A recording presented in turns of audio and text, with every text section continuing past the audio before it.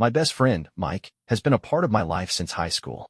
We met in homeroom, and from that point on, we were practically glued at the hip, like brothers from different mothers. We had no secrets between us. Everything was out in the open. Our dating lives, relationships, embarrassing stories, whatever it was, we shared it. He knew everything about me, and I knew everything about him. That being said, despite our close bond, I never once introduced him to any woman I knew. His dating history was an absolute disaster. He had 4 exes, 2 of them cheated on him. One was sleeping around with multiple guys, and the other strung him along for a whole year while secretly dating someone else. Then, when he finally had the chance to be the one in control, he cheated on his 3rd girlfriend and dumped her for his 4th.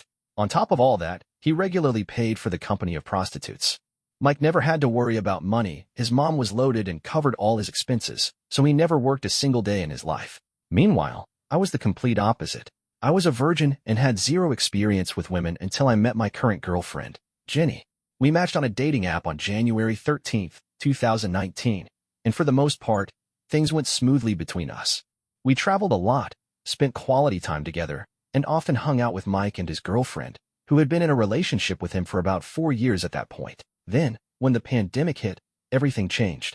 Mike's girlfriend broke up with him and moved back to China, and after that, it was just the 3 of us, me, Jenny, and Mike. We spent most of our time playing video games, watching movies, or just hanging out at each other's places. Once restaurants started reopening, we'd go out to eat now and then. Occasionally, Mike would take Jenny out for dinner, which didn't seem like a big deal at first. She lived close to some of his favorite spots, so I assumed it was just a matter of convenience. I didn't think twice about it, but over time, their little outings became more frequent, and I started to feel uneasy. Jenny would come home later and later, but I brushed it off because Mike was my best friend, someone I'd trusted for 20 years. Besides, Jenny always sent me pictures of their meals and reassured me that they were just getting dinner. By January 2021, I was helping Jenny's family renovate a house they had just bought.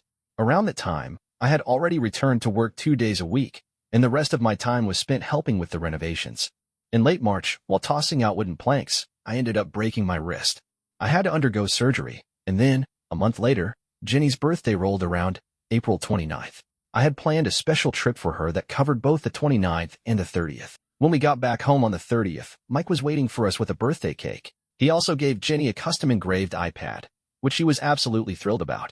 Then, in the first week of May, Jenny called me out of the blue to break up with me. She told me she didn't see a future with me because I wasn't making enough money. According to her, I was lazy and should have been working a second job. She even compared me to Mike, pointing out how he didn't have to work because he was rich. On top of all that, she was upset that I hadn't been the first to wish her a happy birthday at midnight.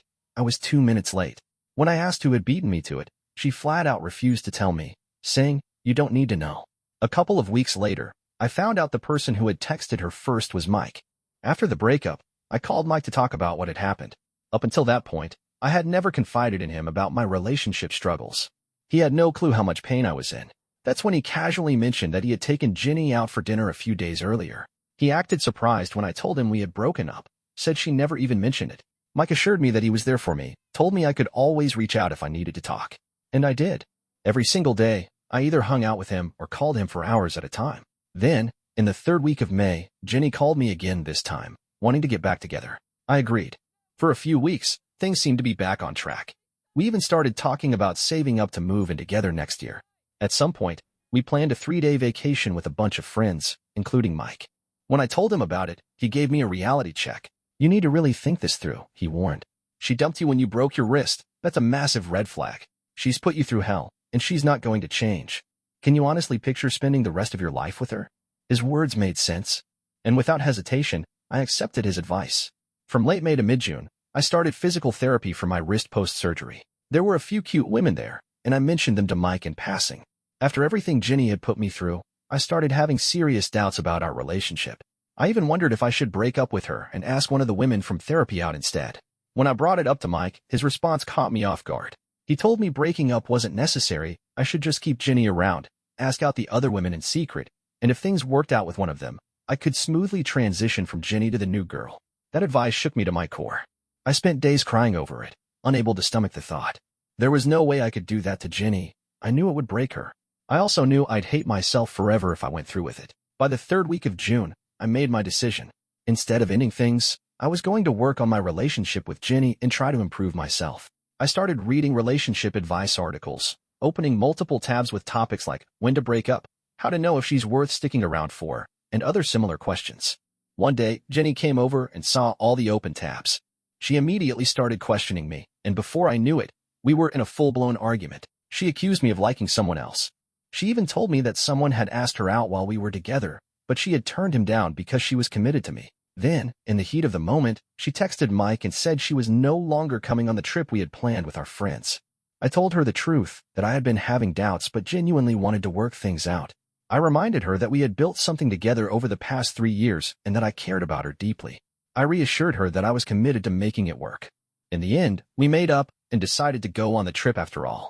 By the last week of June, Mike had moved into a new apartment and was in full-on setup mode, buying furniture and getting everything in place.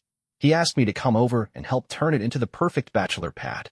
Mike had a few things for his new apartment, a couple of TVs, a table, and a bed from IKEA. I helped him put everything together, including the bed. Lately, he had also gotten serious about working out, doing cardio to shed some weight, and I had to admit, he was doing a great job. When we finished setting up, he thanked me, and I just shrugged it off. No problem, man. You've been there for me every step of the way during the roughest time of my life. I'd do the same for you. This is nothing. He reassured me that throughout all the times he and Jenny had hung out, he had never told her anything personal I had shared with him. That was June 30th. That night turned out to be the last time I was ever able to reach Mike by phone or text. Earlier in the day, he had picked up my call like usual, but later that evening, when I tried again, it was as if he had vanished.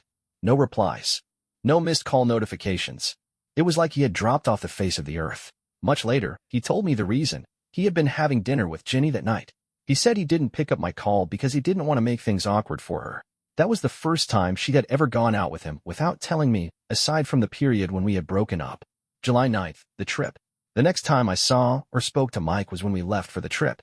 He was the driver since he had the car, and normally, whenever the three of us hung out, I'd sit up front with him while Jenny sat in the back. But this time, just as we were getting in, she said, "It's a long drive, and I get car sick," and took the front seat for the entire ride. Throughout the vacation, Mike covered everything, all the tickets, the meals, the outings. And most of the time, he and Jenny were off on their own, disappearing together to play arcade games, gamble, or do who knows what. Meanwhile, I was stuck hanging out with our other friends. At one point, one of them pulled me aside and told me that people had been gossiping, snapping photos of Jenny and Mike together, and whispering among themselves, trying to figure out whose girlfriend she actually was. Over those 3 days, I didn't have a single intimate moment with Jenny, not even a kiss. On the drive back, after we had dropped everyone else off, it was just me and Mike left in the car. At some point, he casually mentioned that he had actually visited the same vacation spot just the previous week, with an ex-girlfriend. That's how he already knew all the best places to eat and have fun. We chatted a little, and then I finally asked him something that had been bothering me for a while. "Why did you stop answering my calls?" He told me he had just been busy, setting up the internet at his place, putting together furniture, finishing the final touches on his new apartment. It wasn't until later that I discovered the truth. This entire trip had originally been meant for Jenny. Mike had planned it for her, so she wouldn't miss out on a vacation. My getting back together with her had thrown a wrench in his plans. Late July, the cold shoulder. As my birthday approached on July 25th, Jenny's behavior started to shift. She became distant. She started taking hours to respond to my texts. Sometimes she didn't reply at all. That had never been like her before. The night before my birthday, she came over to stay, and I figured we'd celebrate together the next day. I waited until 12:05 a.m., expecting some excitement or affection from her, but all she did was mumble a half-hearted, "Happy birthday." I tried to get close to her, to be intimate, but she brushed me off, something she had never done before. Eventually, we did sleep together, but I didn't know it at the time. It would be the last time we ever would. The actual birthday itself was a complete letdown. She was out of it the whole day. She took me out to eat, got me a gift, but then, halfway through, she left, said she was busy, had work to finish. And just like that, she was gone. Between that disastrous birthday and the way she and Mike had been acting during the trip, I felt miserable. By the following week, I was already mentally preparing to call it quits. July 30th, the breaking point. The days after my birthday were a blur. I still went through the motions, sending Jenny the usual texts, FaceTiming her at night, but there was no real emotion behind it. It all felt hollow. Then, on Friday, July 30th, I decided to stop texting her altogether. I waited to see if she would reach out first. She didn't, at least not until 5 p.m., after her workday had ended. That night, I finally called her. and we got into a heated argument. Neither of us outright said, "We're breaking up," but we both knew where it was headed. Frustrated, I said some petty things, lashing out. I asked her why she never got me a birthday card, or even a cake. Her answer stunned me. "I did get you a card," she admitted, "but I didn't know what to write in it. I was scared you would leave me." Then she added, "I didn't get you a birthday cake because I was afraid this would be the last time you'd ever make a wish in front of me." That was it. I snapped. I told her I didn't give a damn about her anymore. She hung up on me. Mid-August, the final goodbye. For the next 2 weeks, I didn't contact her. Not once. Then, out of nowhere, she texted me. Her dad was coming over to drop off my belongings, and she wanted me to return hers. When her father arrived, he had no idea what was going on. He even encouraged me to work things out with her. Told me he'd love to see us get back together. Said to keep in touch. August 28th, D-Day. From the day of the vacation up until now, it had been 6 weeks of silence from Mike. If you counted from the last real conversation we had before the trip, it had been 2 months. I had kept trying to reach out, calling, texting, but he never picked up, never responded. Then, on August 28th, while I was at work, I got a call from another close friend. "Hey man," he said, hesitating. "I don't know if you've heard, but Mike called me this morning. He said Jenny moved in with him. They're officially dating." I felt my stomach drop. Mike had also asked him to keep it a secret from me, but my friend couldn't do it. He called me right away. That night, for the first time in weeks, Mike finally reached out. When I saw his name on my phone screen, I was in such a state of shock. I answered without thinking, my mind reeling. His tone was casual, almost like nothing had happened. "Hey, how have you been?" he said, then dropped the bomb. "If you haven't figured it out by now, I'm dating Jenny. It just happened. I had no choice. I was feeling suicidal, and if I didn't see her, I don't know what I would have done. Being with her makes me happy. She doesn't want to see you or speak to you." Then, as if that wasn't enough, he added, "I'll always have your best interest at heart. She was terrible for you, but perfect for me." I felt numb. I asked him about the iPad, the custom engraved one in her favorite color. I asked how he even knew her birthday. "I just wanted to see her happy," he said. That's all it was. That was a lie. He had been stalking her social media for months, watching her Facebook feeds, piecing together every detail about her. I asked him when and why he had started asking her out. "I saw you two were already having problems," he admitted. "She was treating you like crap.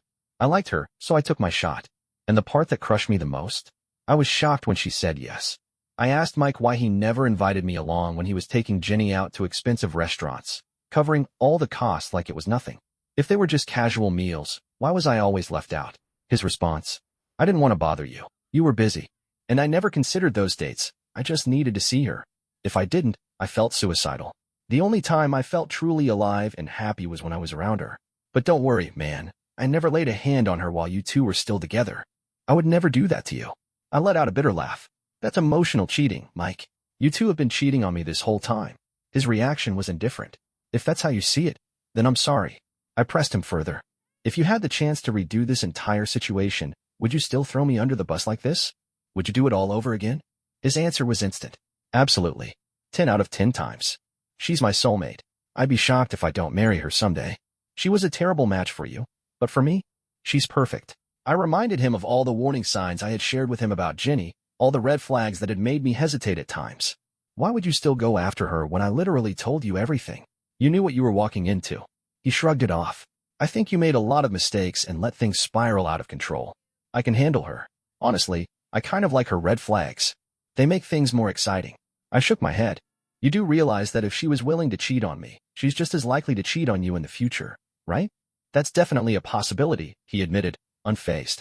"But it's a risk I'm willing to take. I give my girlfriends a one-time pass for cheating." That response floored me. I stared at my phone, unable to process what I was hearing. "Why?" I asked finally. "Why would you do this to me? You know how much this hurts me. You've been cheated on before twice, by 2 different women. You know exactly what this feels like. And you did it anyway." Mike let out a dismissive sigh. "I didn't think it'd be that bad. Give it some time. You'll get over it. Weren't you planning to ask out that girl from therapy? You're still young, man. Plenty of fish in the sea. We were the same age." I wasn't sure if he was trying to be reassuring or just brushing off what he had done. A dark, painful thought entered my mind, and I asked, "So how's the sex?" He laughed. "It's all right. You can definitely find better out there." I swallowed hard. "How does it not bother you? Does it ever cross your mind that she was just with me?" "When you've slept with enough women, you don't think about that stuff," he said bluntly. Mike had been with hundreds of prostitutes. This was just another transaction to him. Then I dropped a truth bomb of my own. Jenny and I never officially broke up. We just had an argument on July 30th. There was a long pause. I had no idea, he said. Then he explained. On August 1st, just 2 days after our fight, Jenny had called him and asked to meet up. He claimed she was all over him that day, and that was when he knew we were done. She's been living with me pretty much 70% of the time this last month, he added casually. She's my live-in girlfriend now. I felt physically sick. And the worst part? That wasn't even the most painful thing I was dealing with at the time. Just days before this conversation, my mom, who had been battling stage 4 lung cancer for the past 5 years, was told to stop treatment. The medication had stopped working, and her body was too weak for anything else. She was now on hospice care. I told Mike.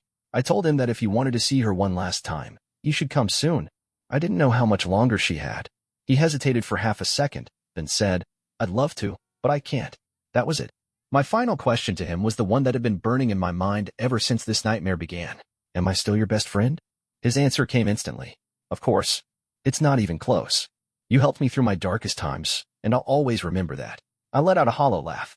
You weren't there for me during my darkest time, Mike. You were nowhere to be found. And when I finally figured out why, I realized it was because you were the one causing it. He barely reacted. I'm sorry you feel that way. That was how our conversation ended. Before we hung up, he told me he was planning to lay low for 6 to 12 months and wouldn't be hanging out with me during that time. He also warned me not to listen to what my friends and family said about cutting him off. No matter what happened, he insisted, he would always be friends with me and cared deeply about me. Then he added something that made me want to smash my phone into a wall. This whole time we weren't talking, I was actually really worried about you. I wanted to check in, but I was super busy. Tonight was just the first time I had time to talk. Right? Sure. For his final words, he told me I should only contact him if it was about closing joint accounts or handling any remaining bills with Jenny. If it's about anything else, he said, don't bother reaching out. Translation? If I ever wanted to contact Jenny again, I had to go through him. That's when I realized she had blocked me on everything. Every social media platform. My phone number. Everything. She had vanished, leaving me with no way to get closure. I sent her 2 emails. I poured my heart out, telling her how much I had hurt her, how my coldness had driven her away, how I was truly sorry. I even said that if she wanted to move on and be with Mike, I wouldn't stand in the way. All I asked for was one final conversation, for our 3 years together to mean something instead of ending in complete silence. She never responded. I even reached out to her father. He told me he'd talk to her and get back to me. He never did. And here I am. I've lost Jenny, the woman I once thought I'd marry. I've lost Mike, the best friend I had for over half my life. I've lost 2 of the closest people to me. And soon, I'll lose my mother as well. Meanwhile, I see them online, flaunting their new life, going on vacations, having the time of their lives, while I'm here, stuck in this void of loss and betrayal. I have nightmares of them together, laughing, smiling, having sex on the very bed I helped put together. It haunts me. I can't sleep. Random pains shoot through my chest, keeping me awake at night. I just want to wake up and find out none of this was real. I keep asking myself, how could Mike do this? How could he destroy my first real relationship? My first love? How could he steal the one woman I truly cared about? But the more I dig, the more I realize the truth. Mike isn't just a bad friend. He's a sociopath, a narcissist. And Jenny? She's the same. I know those words get thrown around a lot, but after researching everything, it all makes sense. They fit every trait of the dark triad: psychopathy, narcissism, Machiavellianism. I dodged a bullet. And as much as it hurts right now, I know one thing for sure. I am blessed. Absolutely blessed that this all unraveled the way it did. They've completely removed themselves from my life, and as far as I'm concerned, they're both dead to me. I want absolutely nothing to do with either of them ever again. Now, for the juicy part. First off, sorry for the late update, almost a year later, but to be honest, those 2 betrayers have become so irrelevant to me that I just couldn't be bothered to sit down and write this long-winded novel about them. But trust me, the rabbit hole runs deep. It's crazy, literally and figuratively. So if you're in for a ride, buckle up. Setting the stage. To make things easier, let's lay out some names. Asterisk Snake, my ex-best friend. Asterisk is exes, 4 of them. A, B, C, and D. Asterisk Jenny, my ex-girlfriend, who I'll just keep calling Jenny. Asterisk True Bro, the mutual best friend Snake and I shared. Well, more like he had. He was the one who came to me with the truth about Snake and Jenny's betrayal. Now, let's pick up from where I left off, August 28th, 2021, D-Day. September 2nd, back on the dating apps. I figured it was time to move on, so I re-downloaded some dating apps and started swiping again. December 6th, running into Snake's ex. This is where things start getting wild. That day, I matched with Snake's ex-girlfriend, C. I hadn't seen her since around 2016. A quick backstory on her. I had only met C once, but I remembered her face. Snake had met her through a dating app years ago, and they dated for a few months before he moved on to D. Now, here's where it gets shady. I actually knew D from a mutual friend gathering, and I had been interested in dating her at the time. Snake knew this, and still went after her. He started dating D, even though he was still technically with C. For about a month, he was juggling both of them, two-timing C before eventually breaking things off with her and making it official with D. But here's the kicker. C never fully moved on. She never dated anyone else. She was still madly in love with him. It got to the point where she became the stalker type, constantly calling him, begging to meet up. Snake, feeling guilty, would take her out to dinner and even on little trips, just to keep her happy. I remember him confiding in me about how she was always reaching out. I told him flat out, cut her off. He was stringing her along and wasting her time. He didn't listen. December 6th, the match. So, back to my match with C. I sent her a message. Hey, it's been a long time. Her response? Have you heard from Snake? What's he been up to? Immediately, my gut reaction was, oh, here comes the crazy ex. But then, I thought about it. This woman had a right to know the kind of irredeemable trash she had been hung up on for all these years. She needed to wake up and move on. So I set up a meeting. December 7th, the bombshell. We met at a restaurant the next day. I was nervous as hell, unsure of how to start or how she'd react. But before dropping the bombshells, we exchanged some small talk. Me. So, when did you two break up? C. Almost a month ago. Me. Where was the last trip you two went on? C. Back in early July. I sat there, my mind clicking the pieces together. Snake. Never. Broke. Up. With. C. The truth unfolds. For the last 4 to 5 years, he had been dating both C and D at the same time. D was a friend of True Bro, so we saw her all the time. Meanwhile, C was his bygone ex, the one we all thought he had dumped years ago. Except, she was never actually dumped. Snake had been living with C in an apartment all these years. He would spend a few days at C's place, then a few days at D's place. C had always wanted to meet up with True Bro and me, since she hadn't seen us in years. But Snake had a strategy, a divide-and-conquer method. Asterisk with C, he hung out with his old college buddies. Asterisk with D, he hung out with us. That way, C never met D. D never met C. But a couple of months ago, Snake finally broke up with C. Why? Because he was moving in with Jenny.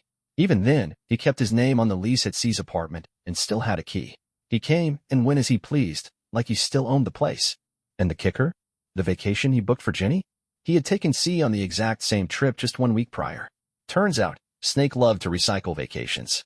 He took C, D, and Jenny to the same exact places, Disney World, Universal Studios, and other weekend getaways, just on different weekends. After comparing notes and piecing together every lie he had told us, C and I parted ways. December 8th, Snake loses his mind. The night before, C had thrown out all of Snake's remaining belongings from the apartment. Snake found out. He was livid. He showed up unannounced at her place, demanding answers. She had already changed the locks. He had no way in. So what does he do? He calls True Bro and starts spinning some nonsense about how he and C are still in a loving friendship and just clearing things up. Yeah, sure. C got him officially removed from the lease that week. Mid-December, the visit to Snake's dad. At this point, C and I felt like Snake's dad needed to know what his son had been up to. We hadn't seen his father in years, but C just so happened to know his address. So we decided to take a shot in the dark. We showed up unannounced. Snake's dad was thrilled to see us. The first thing he said to C? So, how's the relationship going? When are you two getting married? To me? Hey, I haven't seen you in so long. I missed you. How have you been? That's when we dropped the truth bomb. We told him everything. Asterisk that his son wasn't marrying C. Asterisk that it was long over. Asterisk that he had stolen my girlfriend and was currently living with her. The man was visibly distraught. The final truth, Snake's not rich. Turns out, Snake isn't rich at all. For years, he made it seem like he was some trust fund baby, living off inherited wealth. Reality? His dad, who's in his mid-70s, retired, and living off Social Security, sends him $1,000 a month to help cover rent. And that fancy apartment he shared with C? $3,500 a month. Snake had never had a job in his life. Not once. C had been the one paying for everything, rent, utilities, groceries, while Snake sat around playing video games 24/7. And all this time, Snake had been using his dad's money to wine and dine Jenny. Oh, and his mom isn't rich either. She's doing okay, but not the way he always made it seem. So, yeah, the truth about Snake? He's not some wealthy mastermind. He's just a lazy, entitled parasite who has spent his entire life leeching off of others. And for Ginny? Well, she fell for a fraud. They've completely cut themselves out of my life, and I couldn't be happier about it. As far as I'm concerned, they're both dead to me. I want nothing to do with them ever again. The final update. First off, I know this update is long overdue, almost a year later, but honestly, those two are so irrelevant to me now that I just couldn't be bothered to sit down and write this all out. I'm only doing it now because the story is too wild not to share. So, if you're in for a ride, strap in, because this rabbit hole goes deeper than I ever imagined. The truth about Snake. Turns out, Snake isn't just a liar and a backstabber, he's a complete fraud. Asterisk, he has 10 maxed out credit cards and is sitting on over $100,000 in debt. Asterisk, he's not rich. At all. His mom probably sends him some money, but the bulk of it comes from his retired father, who gives him $1,000 a month from his own Social Security and retirement fund, just to help cover rent. Asterisk, that fancy life he pretended to have? It was all smoke and mirrors. The craziest part? Despite graduating from an Ivy League school with an advanced degree, he has never worked a single day in his life. His reasoning? Those jobs are beneath me. They don't pay enough. If I'm not making a top 1% salary, I'm not working at all. It's a waste of my time. Yep, you read that right. He hasn't worked since graduating in 2017. Even his own father was disgusted by him. I failed as a father, his dad admitted. I raised the biggest failure in our family's lineage. I never should have come to America. Never should have gotten married. Never should have had this kid. He's an utter disgrace to the family name. That's how bad it is. The wake-up call. See, Snake's longtime ex eventually asked me for Ginny's contact info. She assumed Ginny had been tricked, just like she was, and didn't want her to fall victim to the same manipulation. So, I gave her Ginny's info. C wasted no time. She forwarded everything to Ginny. Asterisk, screenshots of texts. Asterisk, phone logs. Asterisk, proof that Snake was still blowing up C's phone in the middle of the night, begging to get back together with her. Some highlights of what Snake told C. Asterisk, he dreamed of one day living in a mansion where A, B, C, D, and Ginny could all live together under one roof and get along. Asterisk, this man was literally trying to build a harem. Asterisk, instead of responding to C's messages, he chose to call Ginny and badmouth me, telling her that I was a terrible person and that she should stop talking to me. Asterisk, he told Ginny that he still checked in on C just to make sure she was handling the breakup well. Asterisk, translation? He wanted to keep his options open. Oh, and here's a bonus fact about Snake. The extra dirt. Asterisk, he has a history of hitting on married women. Asterisk, one time, while he was still dating D, he made sexual advances on the wife of one of True Bro's best friends, while D was in the house. Asterisk, this was swept under the rug as a one-time mistake. But apparently, he's tried this multiple times before. Asterisk, he keeps nude photos of his exes, especially ex-girlfriend A, on a password-protected hard drive that he still looks at. Asterisk, when I asked him why he still viewed them, thinking maybe she was the one that got away, his response was even more disgusting. Asterisk, no, nothing like that. A is our age now. I don't want a woman in her 30s, she's old and washed up. I just like admiring the pinnacle of the female physique in her 18-year-old prime. Asterisk, this man literally refers to his ex as a body of art. Asterisk, he frequents prostitutes everywhere he goes. Asterisk, he even tried to get me to lose my virginity to one on my 30th birthday by taking me to a brothel, which I refused. The final conclusion. At this point, it's obvious, Ginny and Snake deserve each other. They are both lost causes, and their relationship is basically a mutual assured destruction pact. After everything, I can only hope their relationship crashes and burns as spectacularly as they deserve. They thrive on drama, chaos, and manipulation, so let them destroy each other. The final straws. Asterisk, C's birthday is also in April, just like Ginny's. Asterisk, like clockwork, Snake called C to leave her a birthday voicemail. Asterisk, Ginny, on the other hand, she called C too. Asterisk, not to apologize. Asterisk, not to make peace. Asterisk, but to tell her to reach out to me to clear up some unfinished business. The audacity of these two. Even after all this time, they're still trying to manipulate people like nothing ever happened. Fast forward to today. No, I feel nothing toward them. Asterisk, if they break up, cool. Asterisk, if they stay together, even better, at least they won't drag new victims into their mess. They're pathetic, and everything people told me a year ago turned out to be 100% true. Time heals all wounds. And now, I simply don't care about them anymore. And I'm much happier for it. I won't lie. If I ran into Snake on the street, I can't promise I wouldn't buckle under the emotions and go after him. But luckily, I haven't seen him since. Life after the storm. Looking back, I went from being a 31-year-old virgin to getting the ultimate crash course in asterisk heartbreak, asterisk betrayal, asterisk cheating, asterisk manipulation, Asterisk narcissists and sociopaths. And honestly, I couldn't have asked for a better lesson. Asterisk I never married her. Asterisk no kids. Asterisk no STDs. Asterisk didn't lose any money. Asterisk exposed a 20-year-old backstabbing friend who had been hiding a dagger behind his back the whole time. I dove into books on human psychology, relationships, self-improvement, and self-help. I watched countless videos and podcasts about betrayal, toxic relationships, and mental resilience. I came out of this stronger and wiser. Bonus story, Animal Crossing. One last weird tidbit, though. During the pandemic, when Animal Crossing, New Horizons came out, Jenny and I played it together. Snake played too, and we used to joke about how he always used a female avatar with long black hair. Turns out, C was playing the game for him the entire time. Whenever we asked him to co-op, he would literally grab the Switch from C and play with us. Just another example of how cold, calculated, and manipulative this guy really is. The final thought. At the end of the day, Snake and Jenny are two peas in a pod. They deserve each other's toxicity. And their relationship? It's just a ticking time bomb waiting to explode. When it does, I hope it's just as spectacularly destructive as the way they've treated everyone else around them.